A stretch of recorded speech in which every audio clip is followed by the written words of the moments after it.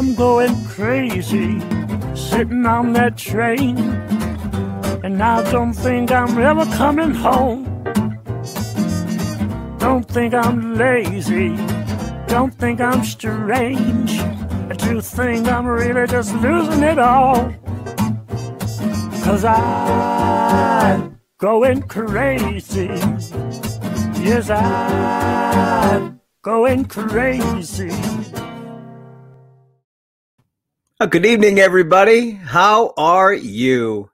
It's your old friend Ray here, and it's another Friday night. Welcome to Friday night. Welcome to the weekend. I'm Ray Osier, as I mentioned. A few things about myself before we get started. A few shameless plugs, if you don't mind. I'm a radio guy. I do a morning radio show at 101.3 My FM. You can hear that online at myfm1013.com. There's an app and all that fun stuff. So that's how my mornings are spent. I'm a podcaster with Jeff Belanger. I want to say hi to all my legendary listeners out there who are tuning in to the show tonight. That's New England Legends. Find it wherever you get your podcasts. It's a lot of fun. If you give Jeff and myself about 10 minutes, we'll give you something strange to talk about today. What else about me? I have some friends like Dr. Roof. They cover your assets. Give Dr. Roof a call. Gutters, siding, all that fun stuff. TC Scoops, an ice cream shop, but they have their libations over there as well. That's in Medway. Look at that. Doesn't that sound delicious? I featured that. I got to update that one. I featured that last week. I'm on the Joe Biden kick. I think I annoyed most of my friends on Facebook last night. I couldn't stop. There's my no, I say Joe Biden. I don't mean Joe Biden. Bernie Sanders. Sorry. That's Bernie with the kids from Greece. And then Bernie the chaperone right there. There's another Bernie the chaperone picture with Napoleon Dynamite. These were so much fun to watch last night. People posting these here and there, and I had to get in the game.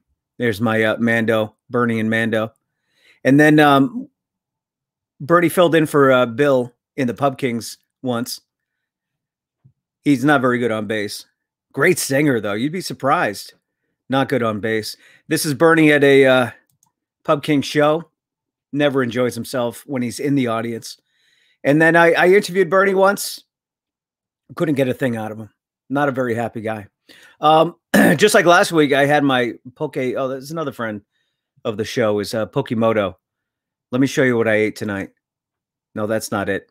I love chopsticks, though. This. Look at that. Pokemoto.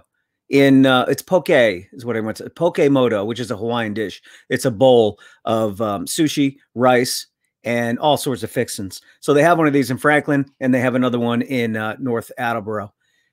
Be sure to check them out. So good. We got DoorDash, so we didn't even have to go anywhere. They came right to us. All right, let's get on with the show. We've got Ben Budha from Scoreholio. We're going to talk about cornhole, one of my favorite backyard games. I don't know much about the competition side of cornhole, but we're going to talk about that with Ben. We've got Dan Rice, musician Dan Rice. He's going to be playing some songs for us today. And my first guest from the hit movie Karate Kid and the hit TV series Cobra Kai. Ladies and gentlemen, it's Ron Thomas. Ron, how are you, man? I'm doing well. How are you doing? Good. Thanks for taking some time to talk with us tonight. Yeah, absolutely. So Ron plays Bobby in not just Karate Kid. I found your character in Cobra Kai to be very pivotal, especially for Johnny's character. He's been through so many ups and downs. But when you guys came along, when the gang came back, and then you stuck around a bit, you gave him some advice. I mean, that must have been pretty neat for you to have that part written. It wasn't just a one-time, let's get Bobby and the gang in here and then get him out. You really lent a lot to Johnny's development in the show. Well, yeah, I agree with you. I think the relationship obviously goes way back. Sure. And we've been hanging out for years, and on screen and off screen. But yeah, I think Bobby's character brings some centeredness and some balance, to the craziness of Cobra Kai. Well, pastor, we should say Pastor Bobby now. Pastor, but not a priest. Not a priest. That's right. Pastor Bobby. brings a lot of, you know, I think the show needs some grounded centeredness, you know, and I think Bobby definitely brings that. And then Johnny needed that advice too. As far as it relates to Johnny needs some adults in the room to talk to. And, you know, so how exciting was it to be called up? The show is in its, I mean, they must have called you way before the second season started. First season's getting its footing. People like it. I think it's more popular ever since the third season came out. What was that like after all these years, getting that phone call saying, we want to bring Bobby and the gang back? Yeah, it was surreal. I mean, you know, when Cobra Kai season 1 released, we were wondering, you know, Billy Zabka, he and I talk a lot. We're friends. But he kept, you know, everything hush hush, which is kind of their mantra, right? I mean, that's what the creators do, is they keep everything hush hush. Even amongst the actors don't really know that far out in advance what's coming, because they want to surprise the fans. You know, they don't want anything to leak out, and you know, via social media or whatever. Sure. So, you know, if season 1 was rolling along, I knew what they were up to, but you know, the rest of us original Cobras were like, hello, remember Cobra Kai? The show's called Cobra Kai. Hello, you know, right. But they know what they're doing, and they unfold it very smart. Like Kreese at the very, very end of season 1 comes out, you know, smoking a cigar. That's the whole perfect. Yeah, it was beautiful. And then, you know, they just unroll things as they go, and when they decide that things fit into the story and the show and it makes sense, then they bring, you know, they introduced us. And obviously it's smart, because episode 6 of season 2 was really popular. Surprised a lot of the fans. I think it took them off guard, because we'd already had, 15 episodes of Cobra Kai and no originals showing up yet. You know. It was one of those moments where you stood up. I mean, if you're a fan of the original and you're enjoying the series and you know a lot. I mean, I'm 47 years old. I grew up with the Karate Kid. But it's one of those moments in the show, and there's been plenty of them, where you stand up out of your seat and either high five whoever's in the room, high five yourself. You're so excited that, look at that, they're back. Now, the only guy that was missing, though, was Dutch. Yeah. Which was, I find it very interesting that you got Johnny, you got Jimmy, you got Tommy, you got Bobby, and then a guy named Dutch. That guy is always going to be the troublemaker, right? That's the one that you're going to have issues with later in life. Yeah, and which just makes the name alone. Yeah, exactly. Which makes sense why he's in prison, you know? Yeah. So tell me where, well, we know where Bobby went, but what happened with Bobby after Karate Kid 2? Like after Kreese beat up on everybody, what do you think Bobby did when he got home? Well, I think for the actor, for me as an actor, you know, you're filling in your backstory. And I hadn't really thought about that question or my backstory since, you know, because Karate Kid was out there in the universe. It was a generational movie. It's had a generational impact on a global scale, you know, but it was just kind of sitting out there doing its thing. It had its fan base. I hadn't really thought about, well, what would Bobby be up to now, and where did he go afterwards, until Cobra Kai, you know? Yeah. And then I started to fill in the backstory for myself as an actor. And why did Bobby become a pastor? You know, he always knew where the line was being drawn and being pushed and crossed over, and he knew where to draw the line. He stood up for what was right. He was the good guy out of the bad guys. So where did he go? What's the backstory? Just for me as an actor, it's like, wow, why did he become a pastor? Because Bobby's father, not my father, Bobby's father, for me, I just kind of filled in the blanks. Bobby's father he was very close to his father, and his father passed away. Yeah. And his father was religious, but not a pastor. So it kind of just pushed Bobby into, you know, doing the right thing once again. And, you know, so I just filled in the blanks for myself as an actor, and kind of like just knowing where Bobby was now in Cobra Kai as a pastor, and what led him to become a pastor. Sure. So yeah. You think all the guys still hung out, or you think what happened with Cobra Kai and Kreese and the way they were treated, do you think that made everybody kind of retreat to their own little world for a while, and then there was some sort of reunion after 5-10 years? I'm getting really deep here. I'm sorry. I'm so interested in backstories, you know? No, I think that initially we all hung out, you know, even Johnny mentions it in the church, you know, this guy was a real badass back in the day, partying and, you know, fighting. And so, you know, we had the soccer mom incident in Reno at the Hyatt. Right. So, I mean, we hung out. I think as we got older, you know, Jimmy got married. Pastor Bobby's wearing a ring. We had yet to, you know, see who his wife is, but they got married and kind of go their separate ways, which, you know, for a while. But I think we went on road trips. Let's bust, you know, Tommy out of hospice and take him on a road trip for one last time, you know, one last ride. So, and I think at some point though, there were gaps where we hadn't seen each other for a while.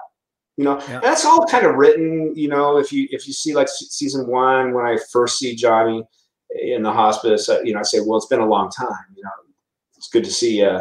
You got a few more wrinkles, you know, blah, blah, blah. So I think it was hit and miss, but again, there were gaps and there was some distance, especially to where we enter Cobra Kai, because Johnny's really just all alone, right? Yeah. He's at the bottom and we've got no friends.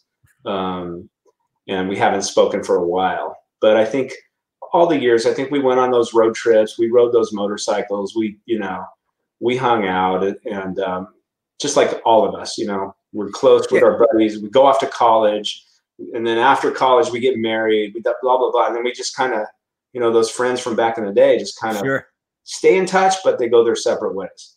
Right. So. Does art imitate life? You said that you guys were close during Karate Kid, after Karate Kid, still to this day.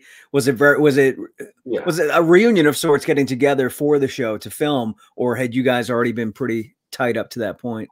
Well, both. We're tight, really tight with Marty, Antonio Dell, and myself, and Billy Zabka lived within a 20-mile radius of each other for years, right, in the San Fernando Valley in LA. So, you know, I was at Billy's wedding, he was at mine. We've hung out, we've been at Christmas parties, they've been at funerals. I traveled to Hawaii and Costa Rica with Tony O'Dell, you know, Marty Cove, we're good friends. So it was tight. But as far as getting together and filming, that's a reunion also, although we were in touch with each other, to get together on the set. It was like stepping off the set of Karate Kid and stepping onto the set of Cobra Kai. It's like almost nothing had changed in terms of energy and camaraderie and you know, connection with each other. It was surreal, but it was just an awesome experience to be back together again. It was cool too. You guys got to ride motorcycles.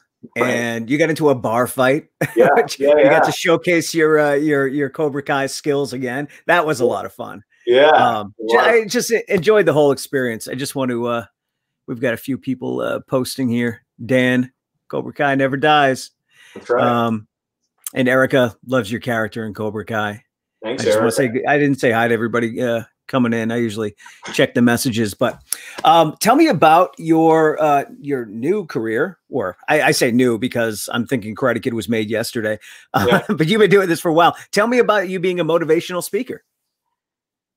Yeah, you know, everything I've done in my life kind of leads up and blends together and connects somehow, you know, going back to martial arts training, when my sensei would, at the end of class, talk about life and talk about character and talk about honor and the esoteric principles of martial arts. And so you went through martial arts. Was that before Karate Kid? And is that how you got the job? Okay. All right. No. So you start. No. Okay. Yes, but no. But you started at a young age before Karate Kid. I started in high school as a freshman in high school when I had my own Cobra Kai experience. Only I was playing Daniel in that particular incident in high school, and I got punched in the face by 4 guys who it might as well have been called, you know, Johnny Bobby Dutch. Dutch, I think. Yeah, the guy that hit me. It's the guy that instigated it. His name's Dutch. I mean, come on. Yeah, I was a little guy. I was, for a freshman in high school, I weighed 97 pounds or something like that. I weighed Wow. and 4'10" and a half, and then wasn't until sophomore year where I had a growth spurt. But anyway, that's what got me started in martial arts. And I used to love martial arts, but I used to love how my sensei would talk about these things, about these esoteric principles. So that really, I soaked that stuff up like a sponge. Nobody had ever spoken to me that way. It was like he was like my own Mr. Miyagi, And then, but when I got the call for Karate Kid, they knew I was a martial artist, but my agent said, don't tell them about your martial arts training. Just talk about your acting, because that's what they're interested in. Because they're going to train you anyway. They've got this guy named Pat Johnson. He's going to train you. So nobody really knew I was a black belt until about 6 weeks into rehearsals. Oh, wow. Yeah. So, that led me, but it even goes before that, as far as motivational speaking goes. It goes back even further when I was a competitive swimmer and a competitive golfer. So the mindset, I learned at a very early age how important mindset was, and so it led me, all of these things connect, even trying to survive in Hollywood as an actor. It's mindset, I mean, if you don't have the right mindset, you're lost. Yeah, you're going to get burned, baby. Hollywood's a tough town. So, all of that just led me to a high interest in personal development and personal growth and that kind of thing. So it's senseironthomas.com is the website if people want to check it out. Right. Is it groups? Is it individuals? Who are you mostly motivating?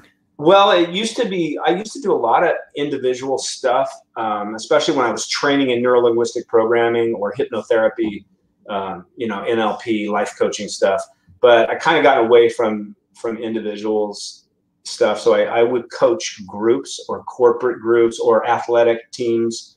And then I'll speak to those same type of people, entrepreneurs, salespeople, about mindset and about people skills and communication. And, what you do for a living is probably more important now than ever after a year into this pandemic. Everybody needs a little motivational push now. Oh my God, dude. The messages I get on social media for the people who are interested in personal development, I would say the majority of people are interested in Cobra Kai, but sure, that's to be expected. Yeah, and I have my No Mercy Monday posts every Monday, which are on Instagram and Facebook, etc., but which are whatever I'm thinking about on that day about motivation and. But a lot of it comes from the messages I'm getting from people around the world who are depressed, suicidal, going through loss of job, loss of relationships, all kinds of, you really sit back and go, wow, people are they're not living their best life. And they're letting COVID get the best of them. And, or COVID has gotten the best of them, they're out of work.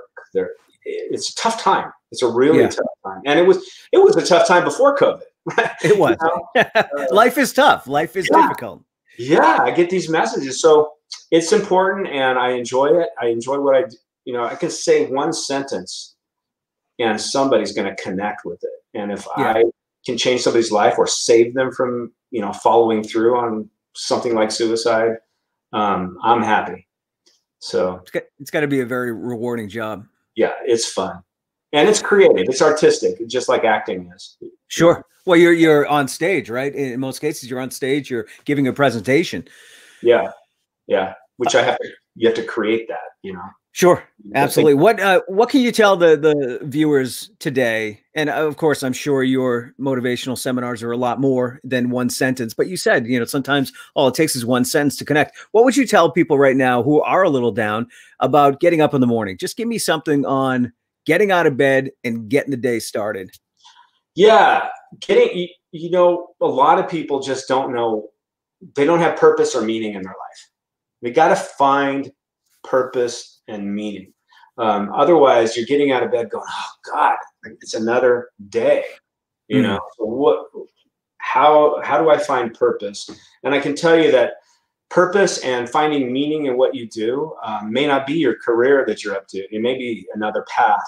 But it's going to be about serving beyond yourself. It's going to be about serving others.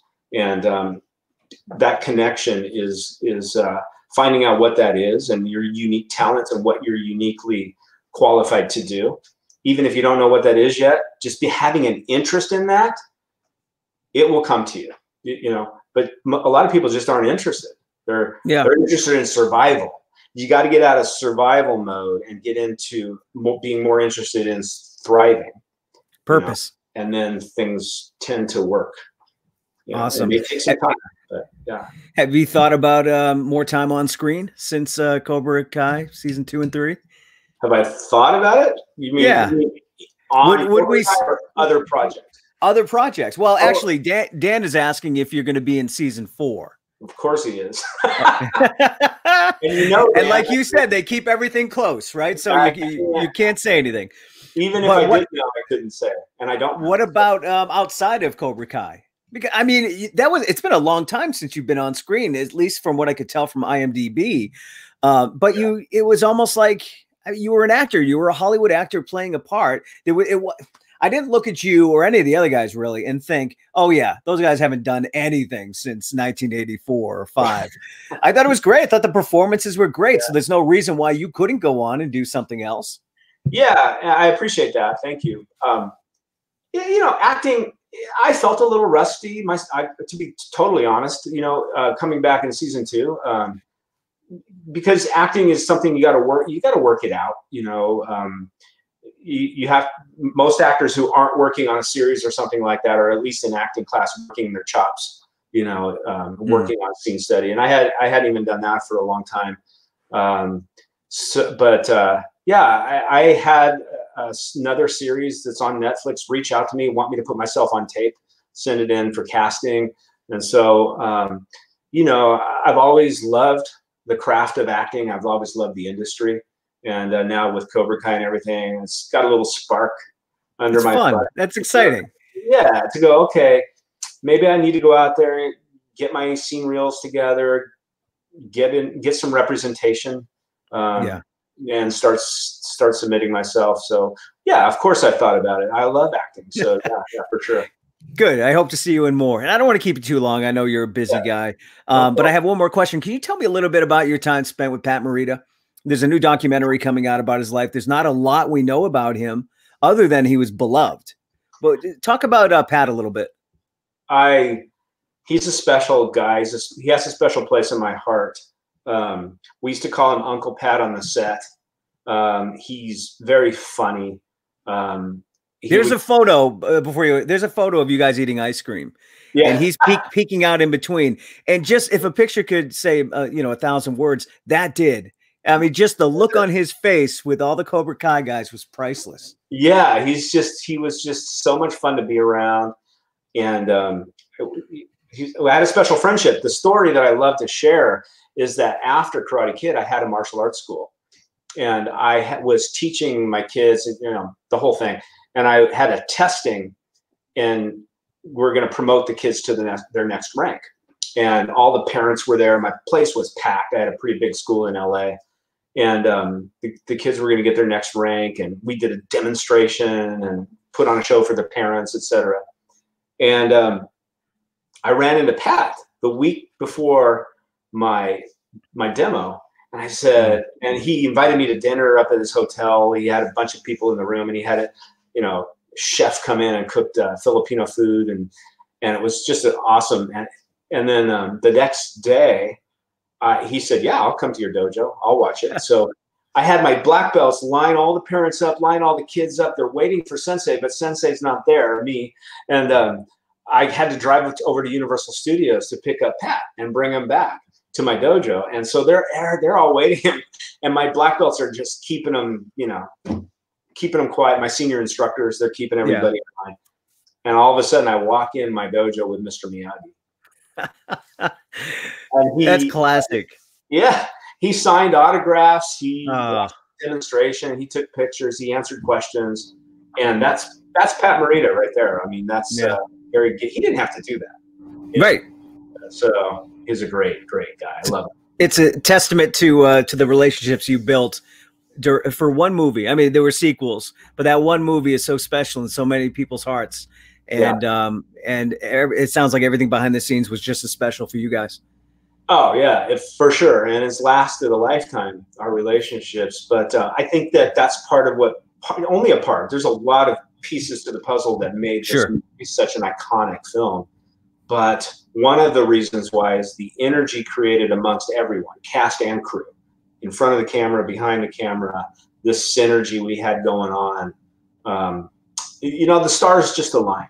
It was just meant to be. Which makes Cobra Kai just that much more special. Right. It's a fantastic series. So happy to see you and the boys in season 2, you continuing in season 3, and hope to see you in season 4. I know you can't say much. I would like to, before you go, my friend Jay is a huge pop culture fan in general, but Karate Kid, he's a huge Johnny Lawrence fan as well. I just want to pop him in. He joins me later in the show, and I just want to introduce the two of you. So Jay, Ron, Jay. What's up, Jay? How are you? I'm fantastic. Nice to meet you. Of course, I got my Johnny Lawrence shirt on. There you go. Nice. Yeah, when all of us. Bobby Brown shirt. What's that? Where's your Bobby? No one got me it for Christmas. See? Is there Bobby Brown merch out there? There needs to be. There needs to be. That's right. I'm gonna get one that says "Do the right thing" because it's the right thing to do. Perfect. There you go. Hey, Ron, thank you. Ron, thank you so much. SenseiRonThomas.com is a website if you want to check it out. And please check out Cobra Kai. You'll love it. It's not just about the original cast. There's a whole cast of kids in it that are amazing. Yeah. And I appreciate your time, Ron. Yeah, thank you. I appreciate you guys having me. All right, take care. Have a good night. Good night. That's Ron Thomas. That was cool. What a nice guy. That was awesome. Right, Jay? He's super cool. Yeah. I love the show. I don't know. Like I didn't stop, but I finished watching it maybe 2-3 weeks ago. Yep. And I want to watch it. And I watched it, the first 2 seasons twice, and then watch the 3rd season with my family. And I want to go back and watch it again, all 3 seasons. Oh yeah. It's not often. Every time a new season comes out, I just start from the beginning again. It's not often that a show comes along that it's that special. It might not mean something to somebody else, but at least for me, it's pretty. I haven't seen anything like it in the last 20 years. I cannot say this enough. If they ever said we need to make a show for Jay, specifically for Jay, we made Cobra Kai for me in particular, and I appreciate the hell out of him for doing so. Where'd you get the shirt? That was a Christmas gift, right? It was a Christmas gift, yes. Yeah, so he doesn't know where he got it. You should ask Dan. But I got this pin right here at Rubber Chicken Comics. So nice plug. Yes. Let's see. This is bugging me. I'm on 3 different channels right now, and excuse me, some of the users are coming up, Facebook user, and I don't know who they are. It's because you're on a page instead of your actual instead of under you. Now, what do you mean? Because I am under me. It is on my regular page as well. Yeah, but when I saw it get advertised, it was under the My FM that you started the show on. So I think it's people who are watching on that particular format. I can only see the comments on my page. All I know is that I saw this happen before, and that's only because you're not just specifically starting on your page. That's all I know about this, because me and this is ridiculousness. Happy belated birthday to my cousin Rob DeLuca right there. He's going to be on the Sports Buzz tomorrow, by the way, on my FM 101.3 it starts at 11 o'clock. I don't know what time he's going to be on, but he's going to be talking about American karate and fitness. So tune in for that. Cool. And he agreed. Yeah, Cobra Kai is great. And thanks, Jay. Not you, this Jay. For the thanks. You know what? He's cool. He had the coolest hair. I'll tell you that. Out of all of them, he had the wavy, what do you call it? What was it? Feathered hair. Yeah, feathered is what it is. Rob's going to be on at 11:30 on 101.3 My FM. So tune in for that. If you want to continue the conversation about karate, if you don't do karate, that's what you call karate. When you try to pretend like you know something about it, it's karate. Jay, I didn't even open a beer. I was so excited to talk to Ron. I haven't even had a drink yet. And that's look at that. Look what happened. Oh no. It's busted, man. It's busted. Hold on. Okay. I'm gonna shotgun a craft beer. You know what's funny though? Because as you lean forward, I could see your Star Wars pillow behind you, and that just made me laugh just because I love the fact that you have a Star Wars pillow. This is an original pillowcase. That is awesome. Movie. Yes. I got that at Burnett's. Isn't that awesome? That is fantastic. I actually bought a collection not too long ago that had all the bedding, absolutely everything in the bedding. I was like, holy crap. All right, I'm going to pour this drink. I'm going to let you go, and then we're going to do a nightcap a little bit later on. I put the link out to some friends. Thank you so much for having me on, though, so I could say hi to him, because that was just awesome. Yeah, he's a nice guy. Mm-hmm. I had Jesse Cove on last week. I have a YouTube channel, well, my personal YouTube channel. All these shows are on there, so if you want to go back and look what else I got at Burnett's. Do you have one? I know you have some of these at the store, but this is a Red Sox championship 2004 rather. I do not have that. I love that sound. Takes me back. All right, before I get to my next guest, I just want to talk about what I'm drinking because I love this, and I'm the only one, I think. Kent Falls Besmoke. It's a smoked spet lager, and it tastes like campfire.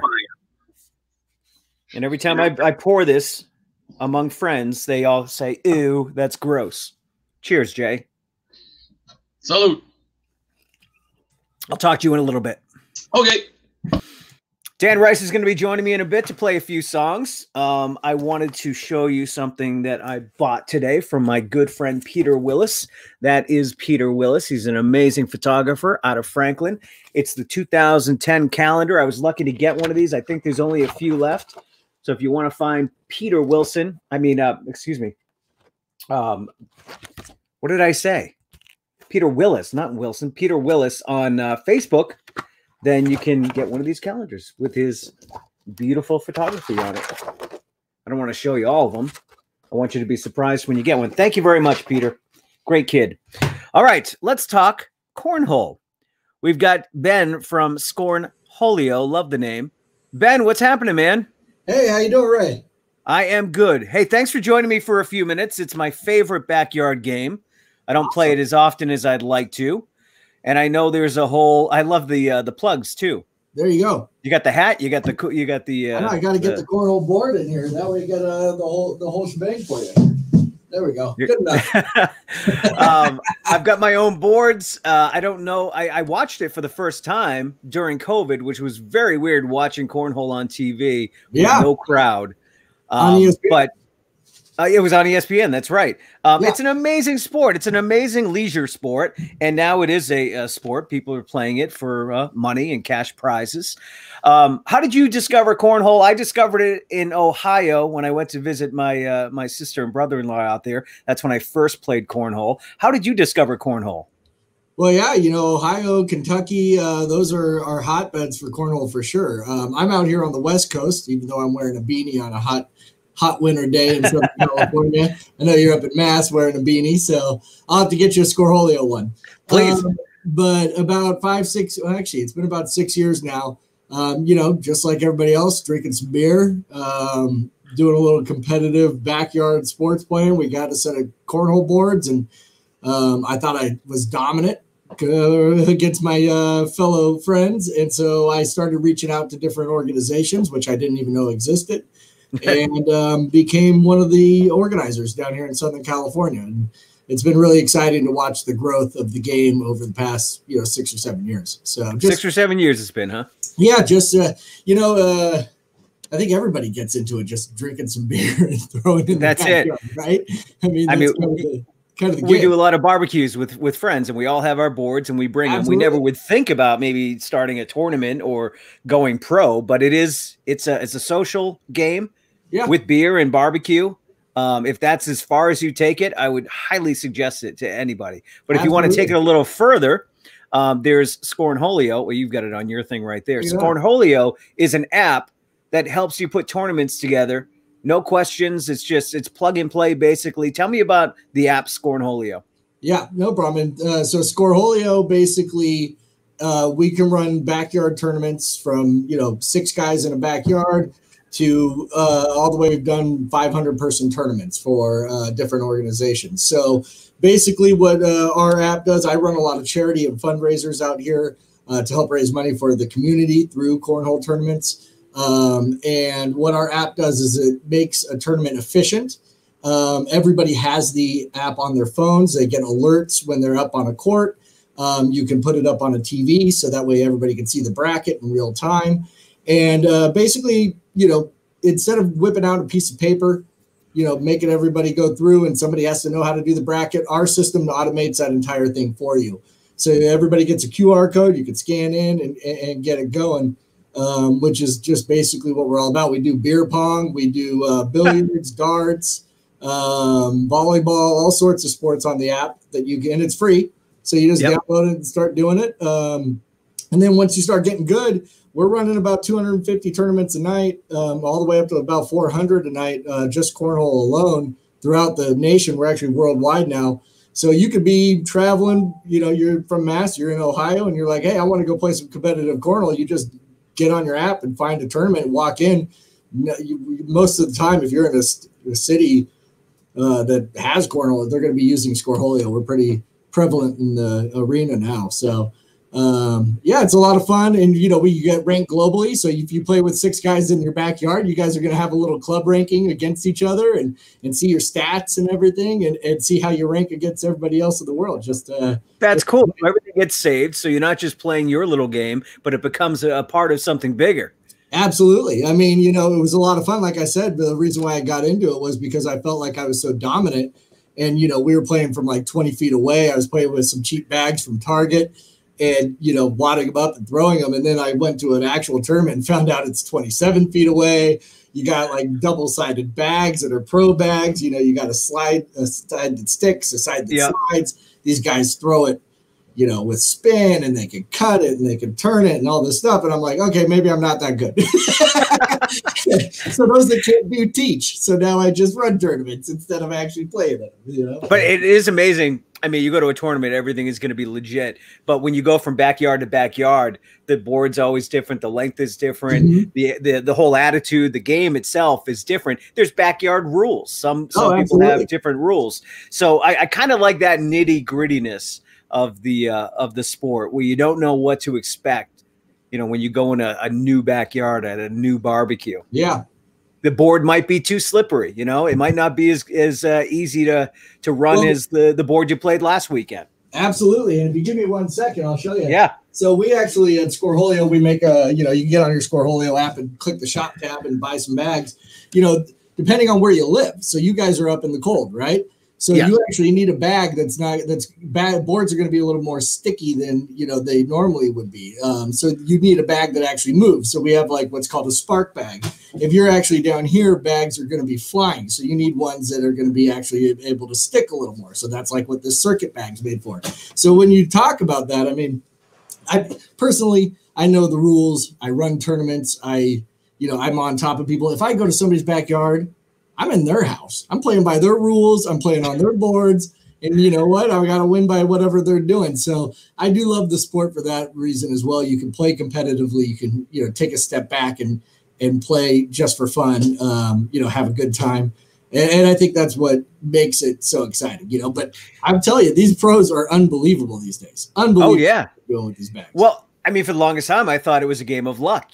Really, until you watch, until you watch the pros play it, and they'll get it in. They'll hit the same spot every time if they need to. They'll block a shot. It's crazy. Oh yeah. Well, and here's the thing. It's like there's some guys that are naturally blessed with talent. There's this guy, Matt Guy. He's won for 15 years. He's the god of cornhole. He's the GOAT, right?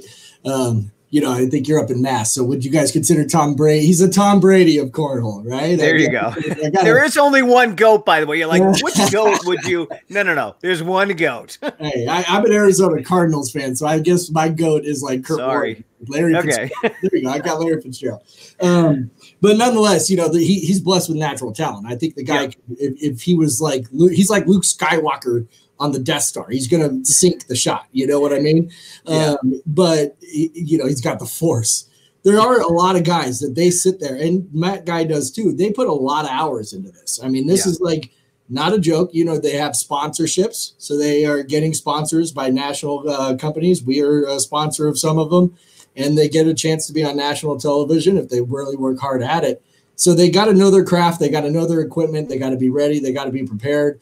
And, you know, your ass clinches a little bit once the competition starts getting tighter. So you got to be able to work through that as a professional. Personally, I like to just drink. I throw much better if I have a beer in my hand. It's like almost absolutely like 90% better if I have a beer in my hand. Well, people ask me that because I always, same thing. I don't put it down. I always hold the beer. Do you want to put the beer down? No. I'm a one-hander and I need to have a beer in my hand. Yeah. And for some reason that works for me. I don't know. We have a guy named Nick Renovitz. He's one of the better players on the West Coast, and he's known. He holds his drink and he plays. He was a state champion in California for a couple of years. You know, the first competitive tournament I ever went to, I played against him. And a funny story, I was chatting with my buddy that we went to the tournament with, and I mean, I practiced all night. I was like, dude, this is good. I'm going to come in. I'm going to win this thing. I'm going to, like, this is mine. I played Nick Renovitz. He's got the cup in his hand. I'm like, look at this guy. I left the seat with my buddy, and I came back, I think 4.5 minutes later, and I was like, I lost 21-0 in like 2 rounds. Nick Renovitz just destroyed me. So, I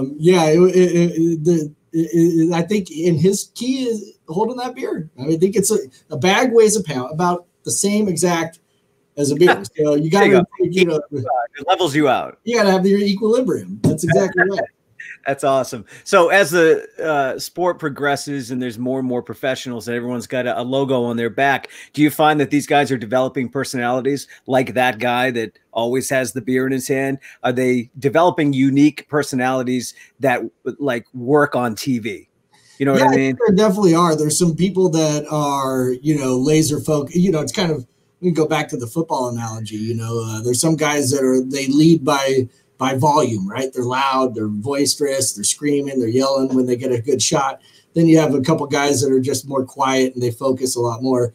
You'll see, and you know, there's a lot of young. There's the best part of cornhole is, you know, there's a 10-year-old Ian Cripps, Kid Wonder down in Louisiana that's a pro, and the kid's amazing, right? I mean, he's one of the best in the world. And then you have Matt, you know, I don't want to say Matt guy's older, but you know, he's an older on the older end. So you can, and there's women that are incredible that are playing the sport too. So they also have a lot of like TikToks and, you know, Instagrams. And so you're finding a lot of personalities that are really starting to be raised in the sport. I mean, right there in Massachusetts, you have the Doghouse podcast, Cornhole podcast. Those guys are like the biggest podcast in cornhole right there in Massachusetts. You should have them on, actually. Those guys are great.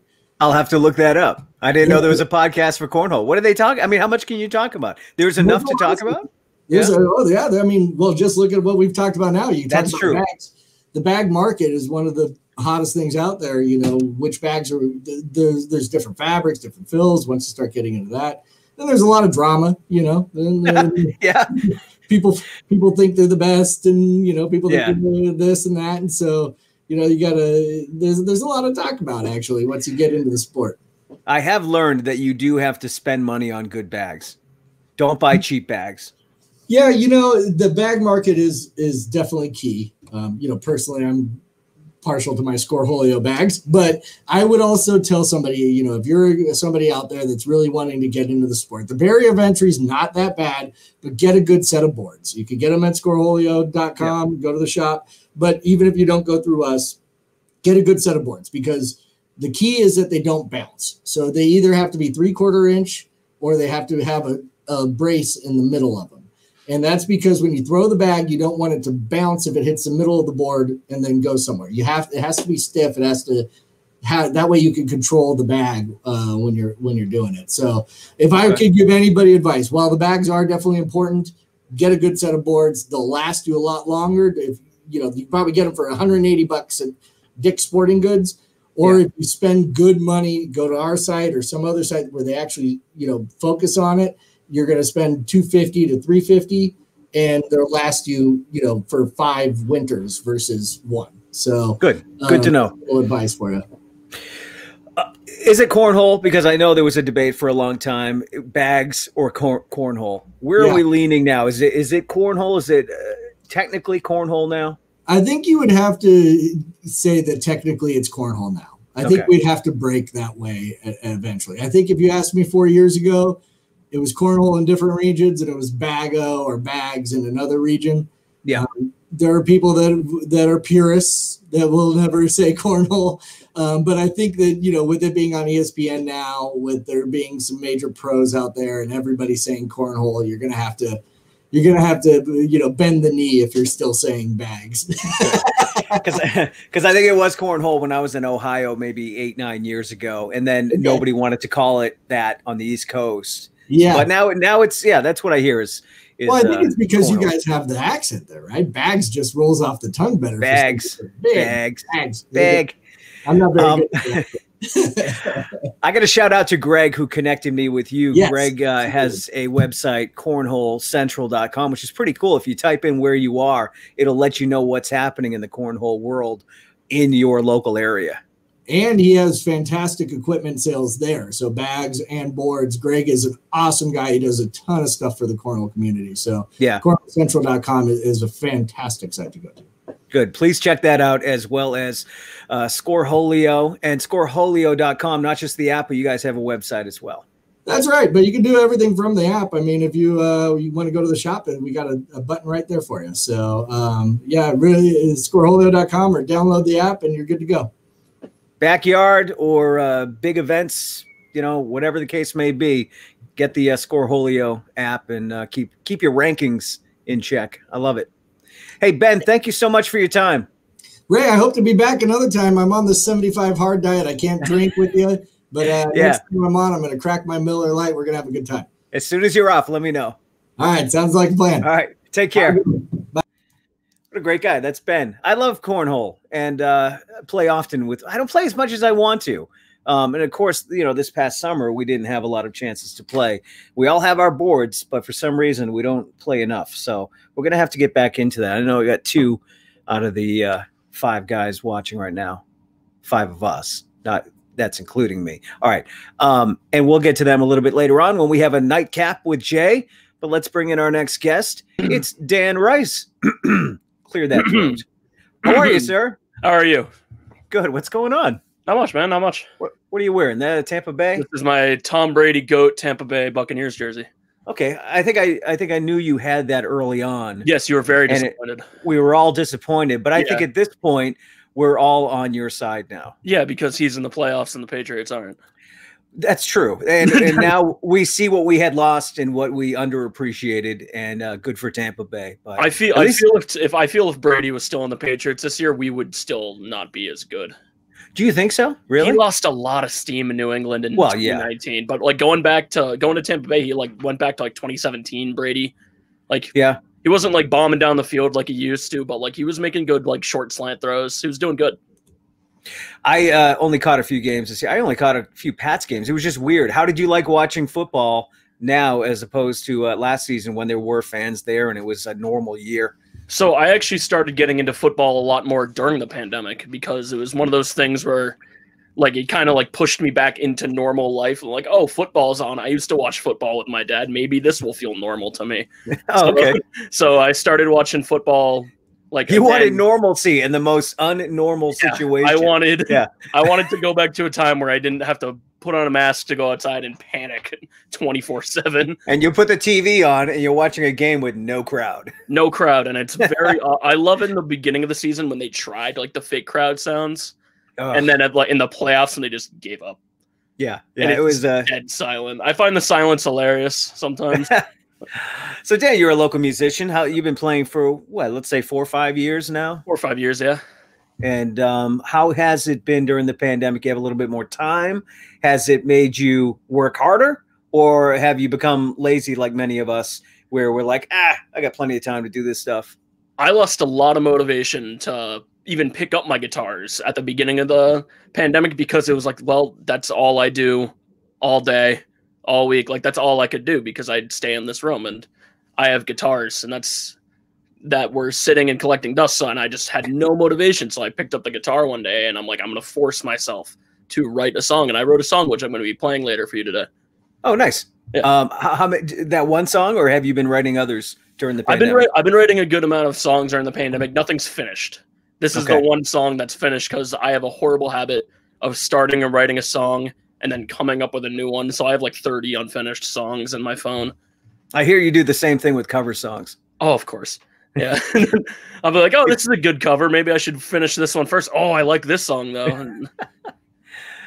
So what are the plans for the future, Dan? I know you're getting out of the house soon. You're going to be in an environment with other musicians, which sounds fantastic. Are you excited? So I go to Bridgewater State University currently. This upcoming semester, I'm going to be staying home again for safety because of the pandemic. But eventually, I do plan to move into their music dorm. They have an entire dorm building dedicated to students with music majors, and I cannot imagine it's very quiet in there. Probably not. No. But that's where you're going to meet people. You'll be able to put a band together and be around like-minded people. I love that. Yeah, I'm super excited to meet more musicians and like go further. I'd love to go down to like Nashville. I've always wanted to go to Nashville, Tennessee, see the Gibson factories and all that stuff. If you're going to go to Nashville, I would suggest Memphis as well. So 2 stops there.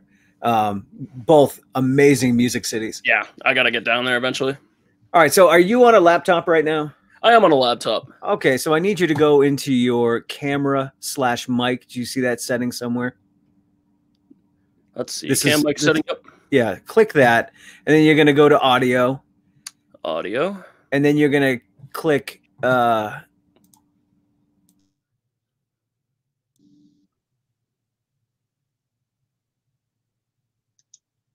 I can't hear you if you're talking. Oh, really? Can you hear me now? Oh, that's because I clicked off my thing. Click off cancel echo. Echo cancellation is on. It's on. Click it off. Click it off. It is off. All right. This is supposed to make you sound better. How did that work? Yeah. Can you hear me? Can you hear me? I can hear you, yeah. Okay, good. Yes. This is supposed to make you sound better as a performer. StreamYard is really weird with the audio, so this is going to help you. Why don't you say what you're going to do 2 for us, right? Yeah. Okay. I'm going to start with a Foo Fighters tune. I love the Foo Fighters. They're my favorite band on the planet, and I've listened to them so much. When the 2020 Spotify thing came out that showed you how much you've listened to, I was in the top 0.05% of Foo Fighters listeners for time listened, and I think that's unhealthy. But that's a great band. It's a great band, and I love them so much. And Dave Grohl is very motivational. He is. I love his. My dad showed me a quote by him that stuck with me. It's don't look at the posters on your wall and be afraid of them. Be inspired by them. Absolutely. And I love that. So I'm going to be playing a song which is very appropriate for the time we're in, called Times Like These. And can you hear that guitar okay? Sounds awesome. All right, cool. Take it away.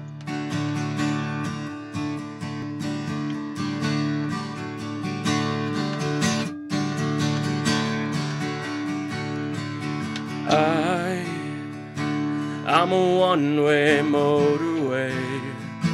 I'm the one that drives away and follows you back home. And I'm a street light shining. I'm a white light blinding bright, burning off and on.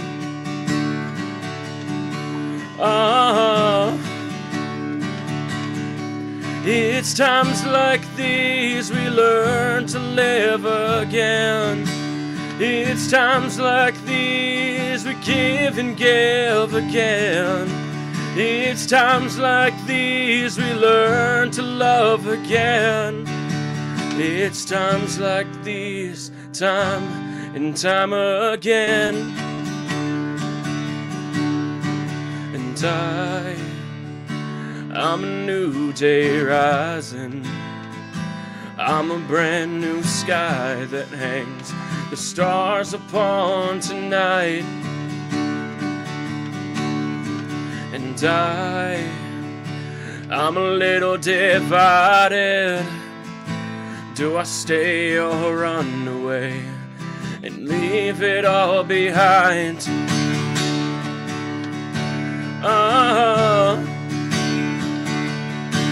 It's times like these we learn to love again.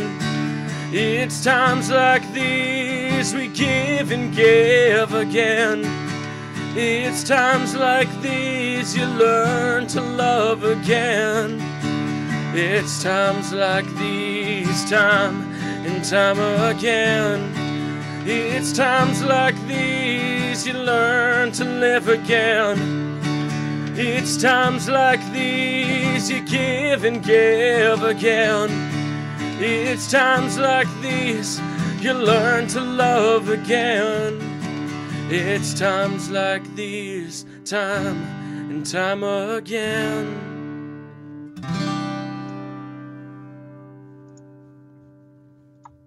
Very nice. Thank you. How long did you have to practice that? See, if I was, and I only say that because if I was going to go live, I would be very petrified. I wouldn't be able to finish, get through the whole thing in one take.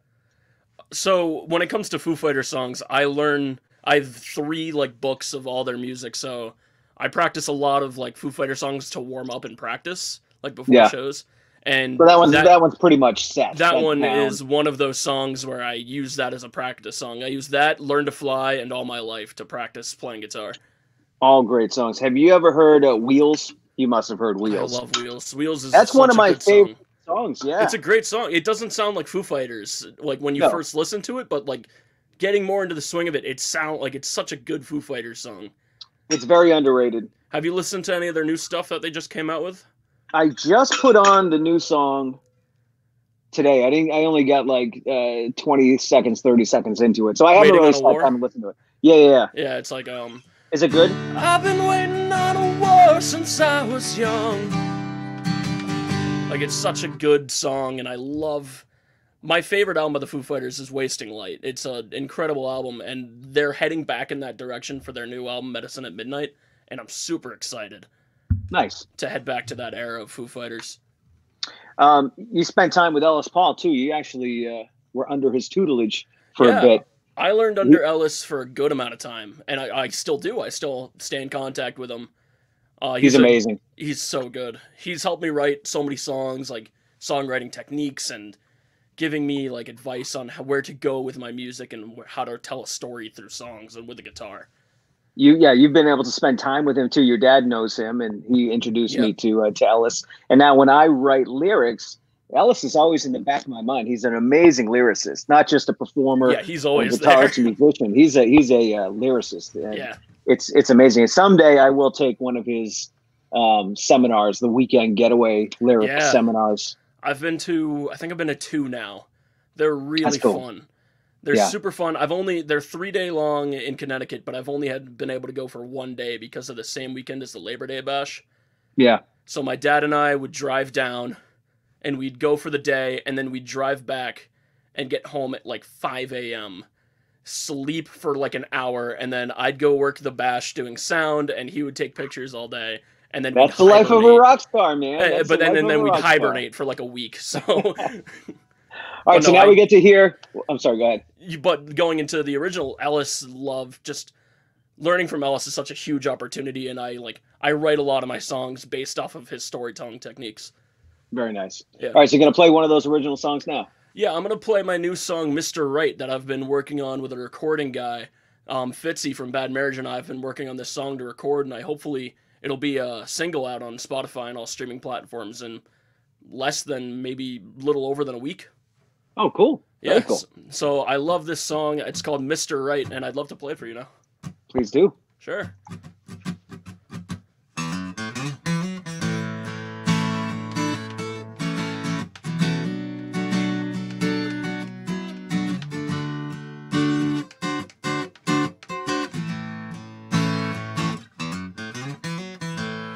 You said you're invincible, but you're falling for the worst guy in the room. You said you're unbreakable, but you're crying for the one who never cared for you. So come and leave and take my hand, and let me show you how it's like to have a simple man. Leave him and take me. You can always break me, and I won't ask you why. So leave him and take me. You can always break me, and I won't ask you why.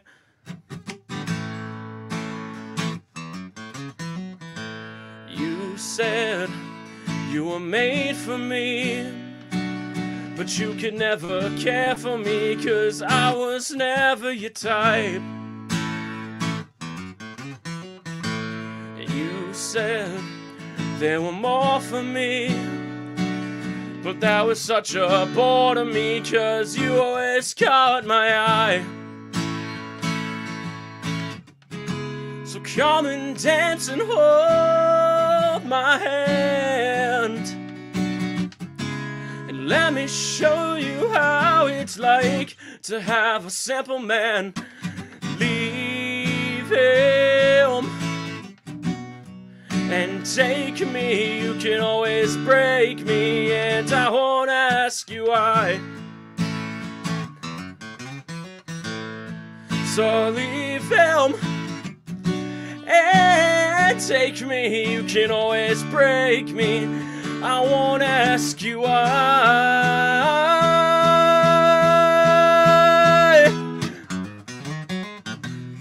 So leave him and take me. You can always break me, and I won't ask you why. So leave him and take me. You can always break me, and I won't ask you why. So leave him and take me. You can always break me, 'cause I'm your Mr. Right.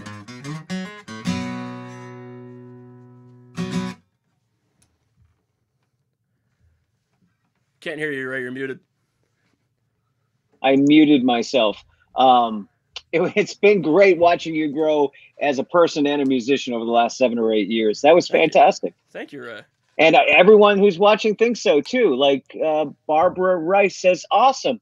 Oh, that's your mom. Of course your mom loves. I think I know her. Yeah, Name you know familiar. her. But no, you don't know Joy, and she says she loves this song. And then another guy, maybe your manager, I don't know.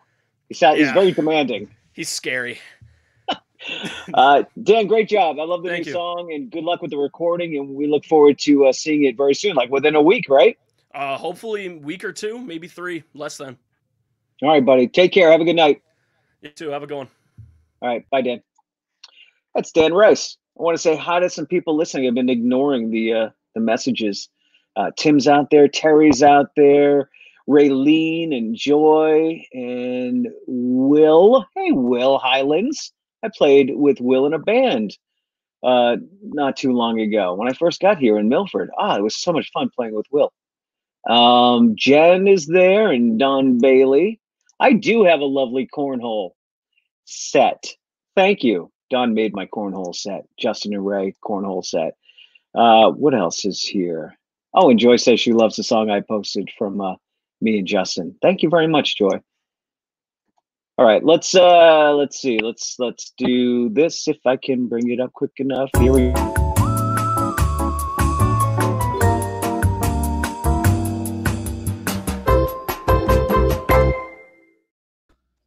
Jay's back, everybody.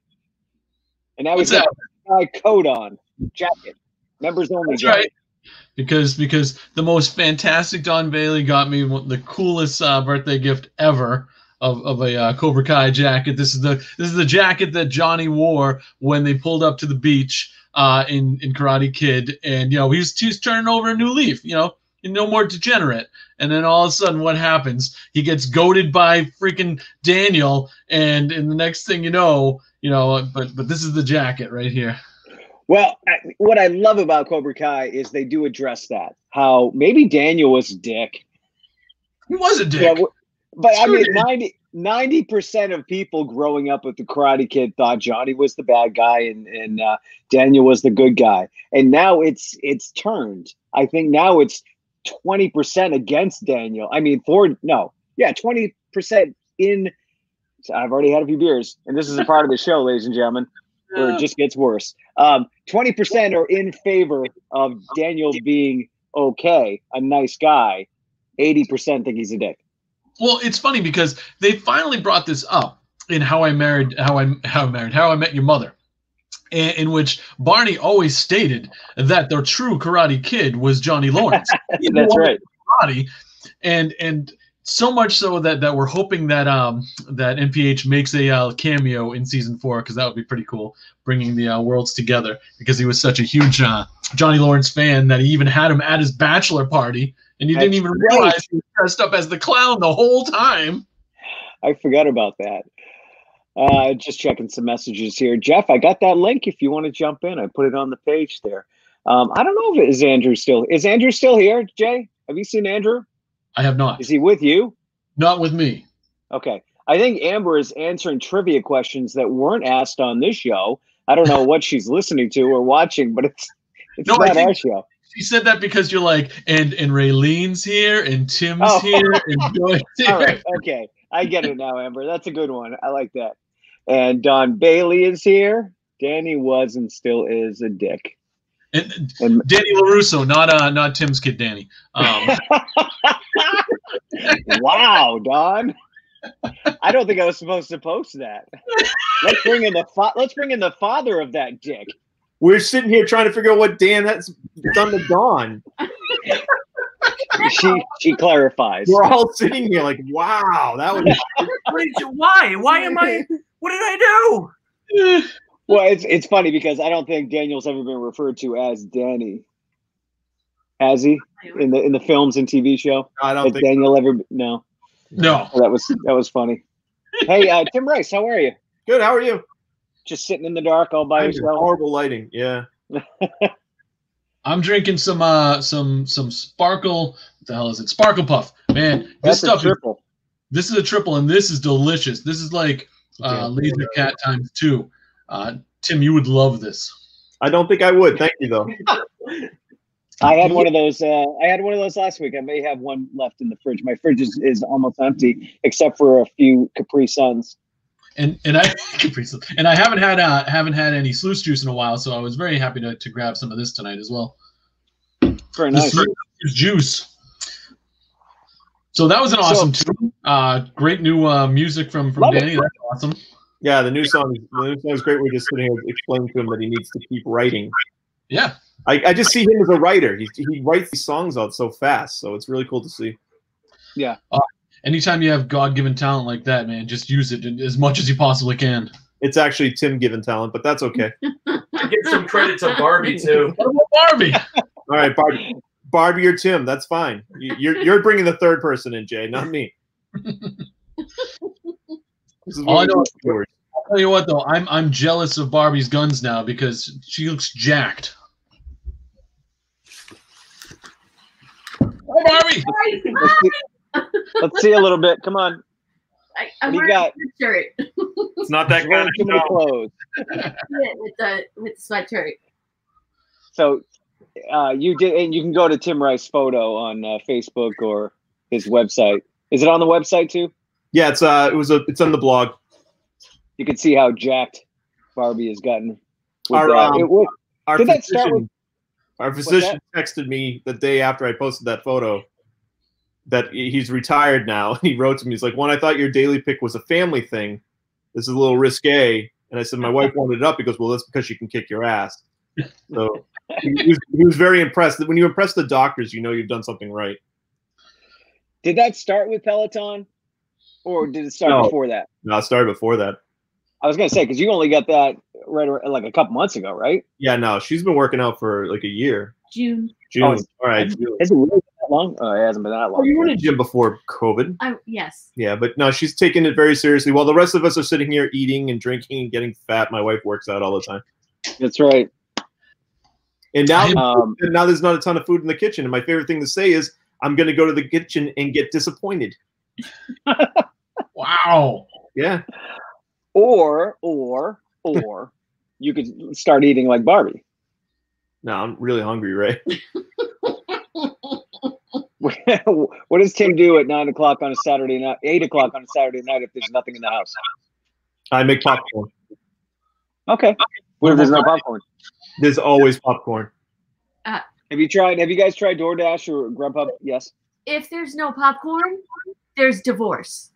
There has to be popcorn in the house. Wow. I make popcorn. Yeah. So we have kernels. We don't keep popcorn in the house. Well, yeah, it's the same thing. Yeah, I get it. I've never used DoorDash. Well, I just started using it. I used Grubhub first, and then couldn't find a restaurant. I used DoorDash, but all within the last 2 weeks. I don't know what in Franklin. That food looks awesome. Yeah, Pokemoto is amazing. Anyway, that's on there, but I kind of stared away from it. But we got the first one delivered free, and it really wasn't that much more than you would spend on a tip for someone anyway. And they deliver it, and it's, you know who does it? Carolyn does it. Our friend Carolyn. I was telling you told Dan to get a job there. Absolutely, because you're just driving around all night. You don't even have to talk to anybody. You just bring it to the door. And you get free food. They literally hand it to you, and if something happens to fall out of the bag on the way, it happens to fall out of the bag. That's right. Here's a Grubhubber from way back. Absolutely, because you're just driving around all night. You don't even have to talk to anybody. That's weird. Well, he's a Grubhubber because he's a millennial. Very true. Yeah, I think Justin kept talking about Grubhub and how amazing it was, and I don't know why. I thought it was a scam. In my head, it was a scam. Well, you fell for that. Somebody's trying to take my money, and I'm not going to let him do it. You fell for that gift no, card. it was awesome. I mean, you always got to worry about perhaps they're rubbing their balls on everything you've got. Well, yes, but that's everybody in everyday life. Somebody can be rubbing something on something of mine. And here's the deal, too, because so I picked up 5 Guys tonight, which was absolutely delicious. And you can see everything they do. There's no balls there at all. Yeah. Then you didn't pick up 5 Guys. That's good. You're writing the jokes. Danny's writing the music. You're writing the jokes. Yeah. You got a whole thing going. What are you guys going to call yourself, this family act of yours? The Aristocrats. Boom. There it is. That was a setup. That is a setup. That's what it's called, the biz. Pretty much. Justin, what are you drinking tonight? I haven't gotten a beer yet. I got to go grab one. Wow. I know. It's shocking. You're going to get kicked off the alcoholic bus.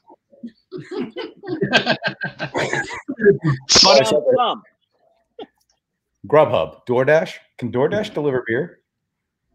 Oh, I don't know. Can Grubhub? I don't know. We should check that out. That might be a good business.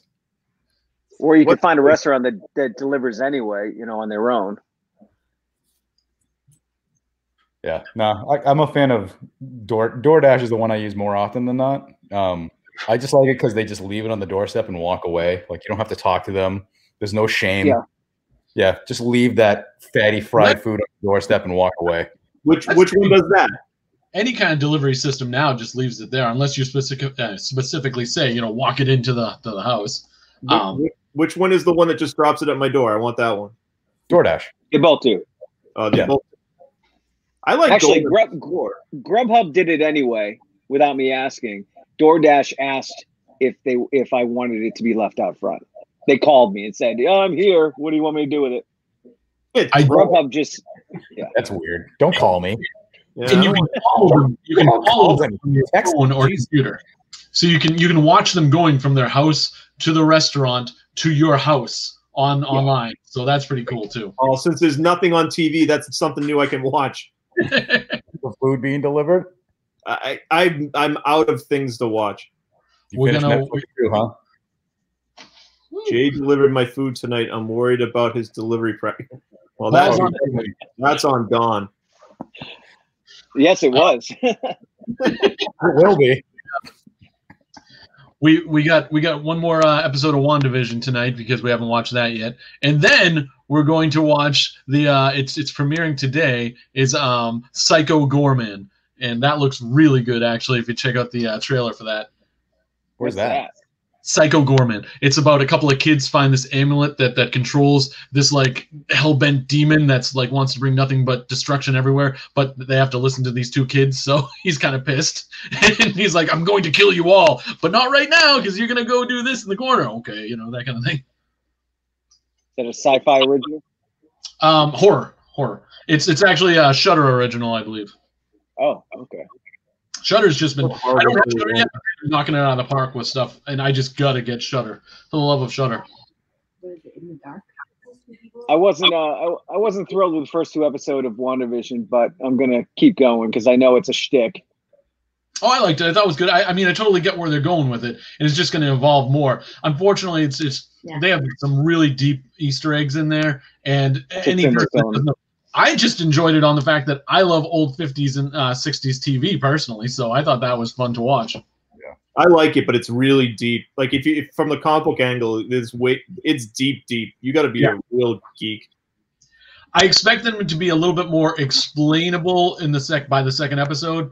By the third episode, you're like, okay, I got a little bit more of an idea of what's going on.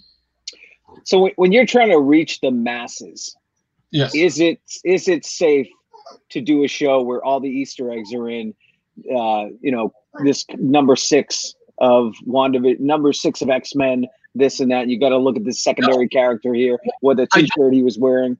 Yeah, I don't think it's a good idea, but at the same time, this was Marvel. They weren't worried about this at all. They were just like, we've got a good idea and we want to do this. When people get to the end of the series, they're going to be like, they'll either say 2 things. I hated it, or, oh, that was genius. So Marvel just doesn't care. As long as they think they have a good script, they're just running with it now. Plus, they have the time to explain it all. They have the time to go back. It's not a 2-hour movie that they're trying to cram it all into. But I also think all the like the multimedia stuff, there was all these lists of all the Easter eggs you missed with all the explanations. It's like all that stuff like kind of like feeds into it, so it almost becomes like a Blair Witch kind of thing. Like, oh, you got to find all this stuff and go back and watch it again, and just to see it. Yeah, and I enjoy going onto the YouTube pages and actually after I've watched it being like, oh yeah, and then that, oh yeah, and that. But that's me. I'm a comic book guy. It's a big difference between someone who really has never even read a comic book before. They're just gonna honestly, I can imagine a lot of Marvel fans put on that first episode and were like, I'm not going to bother watching this. I mean, we've come to know these characters anyway, so it doesn't really matter. Right. You can do your references if you want, but we already know who the characters are. Tim looks panicked. Oh. The dog is sitting at my feet with a squeaky toy. It's driving me crazy. He wants to squeak Joe. He hasn't had a squeaky toy in 2 days. He's just sitting there squeaking. I'm like, we're on TV, and then we're not really. But it's not like CBS is in my house or something. No offense, Rick. What? I don't know. CBS. Yeah, like 60 Minutes or something like that. No offense, Ray. Well, I thought I offended you by saying we're on TV, but we're not really on TV. Oh, I don't care. I mean, as soon as I bring you up, the number starts dropping anyway. Right? Yeah, we're not the official. Nobody. This is just us talking now, right? Pretty much. And that poor woman who's looking for a guy. What's her name? Raylene. Yeah. It's like a weird Tinder thing. She's from up north. She's from Canada. We have listeners from out of the country, or viewers. Canada. Yeah. Well, that's not American North. It's Canada. The American North, or are we the Canadian South? We're the Canadian South right now. They've right got now. Absolutely. They're up here literally. Like they're Argus. Deep south. Newfoundland. Oh, even better. I love it. It's beautiful up there. I want to go up there and take pictures. You should go up there and take pictures. Raylene can set you up. Oh, this is a Tinder thing now. So what are you gonna watch tonight, Ray? Well, Jack wants to watch WandaVision, the new episode. So we watched the first 2. You know what I've been watching? It's so weird. The Bob Newhart show. That's great. The original Bob Newhart show. For some reason, it calms me down. Not that I'm that hyper to begin with, but there is something about watching shows from the late 60s, early 70s. And maybe it's subliminal. Maybe it's something my parents watched, and as a baby, I just retained it. But there's something about the dialogue, the music, the characters. I love the characters in the Bob Newhart show. The dentist and his pilot friend, just great characters. And Bob Newhart's funny too. But yeah, that's what I've been watching, and I have no good reason to put that on, but it's there and it makes me feel good. You have a great reason to put it on. It's better than 80% of the things that are on TV right now. That is true. According to Jim, has 22 seasons, 3,000 episodes, and not one laugh. You mentioned that. Kara Sedgwick has a new show. I think we talked about this last week, and it's gonna be. I think she's great. I think she's a great actress. But I cannot believe she's making the female according to Jim, because that one's gonna. It's not funny. It's gonna last forever. Did you watch Mr. Mayor? No, not yet. But I love Ted Danson. I love Ted Danson, but I don't know. It's not an insult, but it just smells so much like Tina Fey. Like the whole show is it's a Tina Fey production. Yeah, right. It's like 30 Rock. Yeah, I've seen this show before. I've already seen it. Yeah, she has a style. Do you remember when Kara Sedgwick was on Singles? Oh yeah, that was cool. Oh no! Really, Jay? Really? Hi, Marty. What's up? Oh, it's too soon. Too soon with the Singles thing. You know what's funny? I always forget about Singles until about 5 minutes after I say it. So this time, it really wasn't my fault. That's not how fault works, Jay. I forgot, so it's not my fault. Not my fault. Yeah, yeah. She's not over now, but over it by now. I don't understand what the issue is, but. Does anybody have Showtime? Anyone? Yeah. Have you watched Your Honor yet? I watched the first one. It was so dark and depressing, I couldn't go back to it. Well, that's the whole series, so don't bother. But it's good. I love it. I'm going to go back to it, but it was just not. I wasn't in the mood. You know, I'm watching a lot of serial killer documentaries now. I'm watching Night Stalker right now. Night Stalker. Now I just started another one tonight with the Confession Killer. Did you watch all of Night Stalker? A Night Stalker, yeah. Well, it's only 4 episodes. Crap! I had no idea that everything he did. What a psycho, man! So watch Confession Killer. It's another 4-episode one. It's this guy who just admitted to doing all this serial killing in the 70s, and he didn't do it, but he admitted to doing all of it. So it's really weird. Just for attention. Yeah, there was one on the I-5 killer, and then there's another one like the Netflix. Like you can go like it's just all like murder. Yeah, Netflix is white folks murdering people. That's pretty much what Netflix is right now. They need to do a murder channel, just like all murder all the time. It's the murder channel. The ID network. Yeah, the ID network. That's all that is. It's just like it is. Is it? I mean, I used to wake up in a cold sweat here and investigate. I'm like, what the? The new season of the Kardashians is going to focus on their divorce, so I'm looking forward to that. Good. Did I've never seen an episode, but I did read that today. And then I've been watching the all week. I've been watching this thing about this new president. It's been all over the news, and the Bernie guy. He shows up. When does Bernie get a sitcom? I don't know. You've got a problem though, Ray. I think it's hysterical. And then last night I'm like, Ray, you just got to stop. No, you'd be surprised how many people did it so much more than Ray. Ray was, I would say, in the middle percentage. Ray was in the middle percentage, but there were so many people in the 100%. I'm like, oh my God, like people putting up things like plus 73 picks. I'm like, no, Ray put up like 15, but I made that for Ellis today. What's that? Oh, the one I just showed you.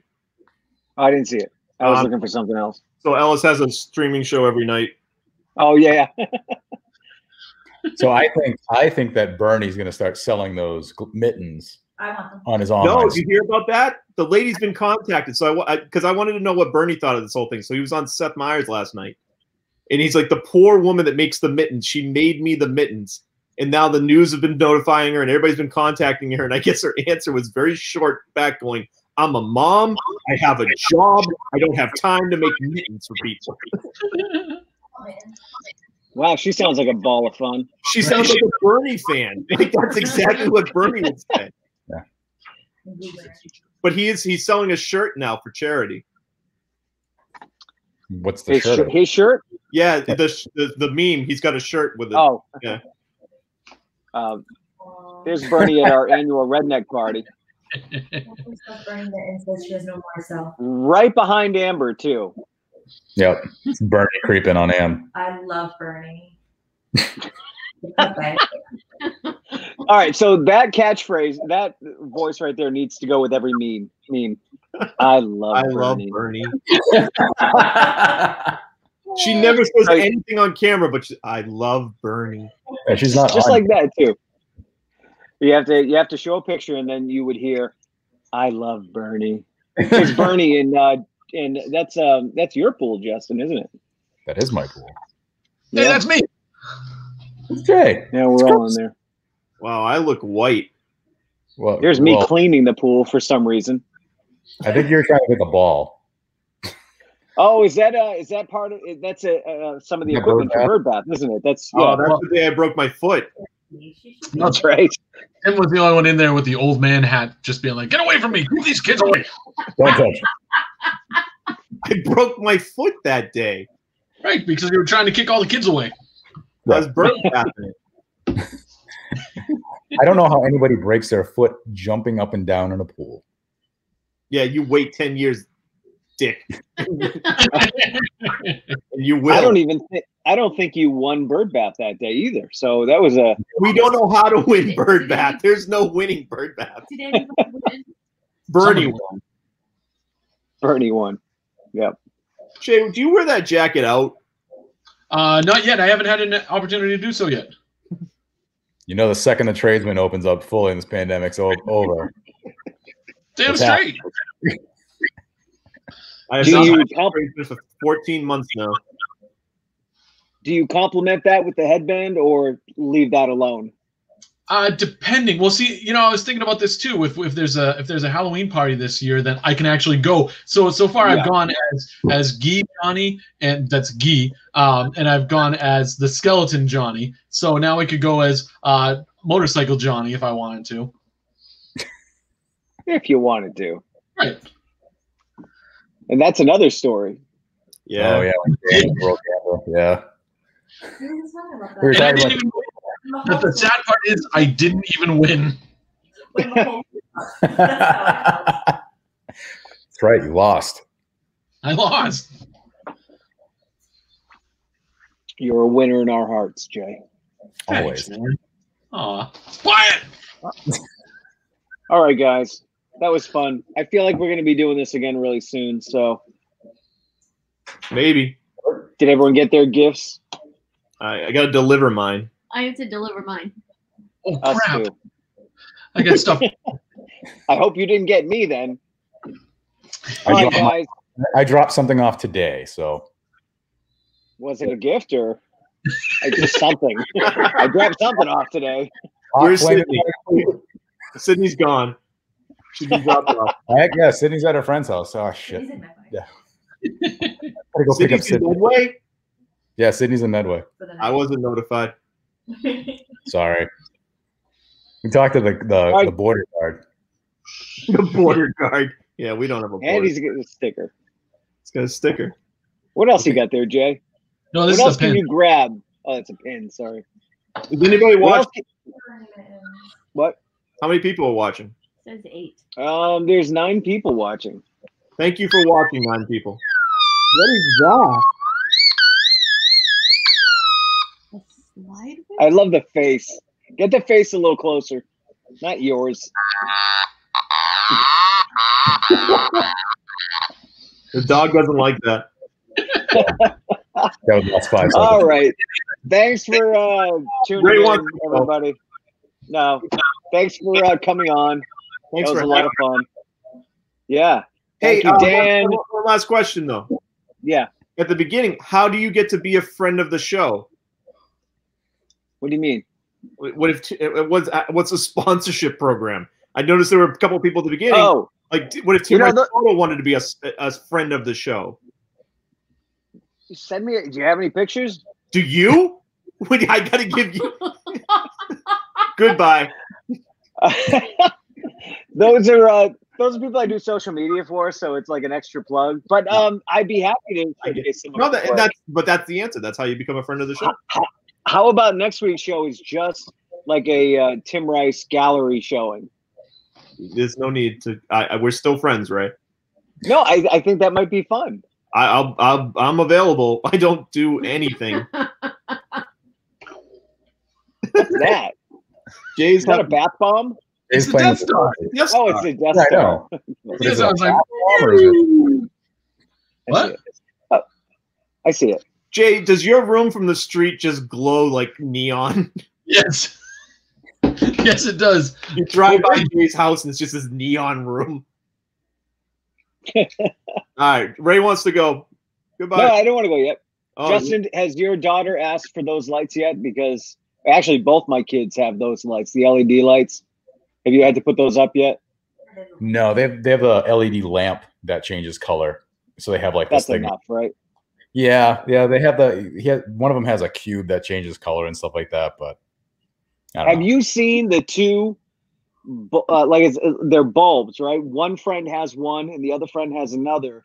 And when you change the light, it changes your friend's light. So you could say good night to somebody, like double green means good night, and they see it on their end. No, Yeah, that's kind of cool. that sounds like something's listening to both ends of that. There's no way. Yeah, no, that's not a good idea at all. Get that out of your house right now. He's the Alexa King. He can't know. What? No. Careful, Molly. Don't throw out your shoulder. I know, right? Yeah. Talking about hurting. All right, guys. So thank you very much. Thanks to Ron Thomas. That was a lot of fun talking to Bobby and Ben from Corn. We all played cornhole. That was interesting. Yeah, that's interesting. We'll have to fire up that app so we can actually do like a real tournament. Right. And thank you very much to all you guys and Dan Rice. Thanks for having us, Ray. Bye. I'm going crazy, sitting on that train, and I don't think I'm ever coming home.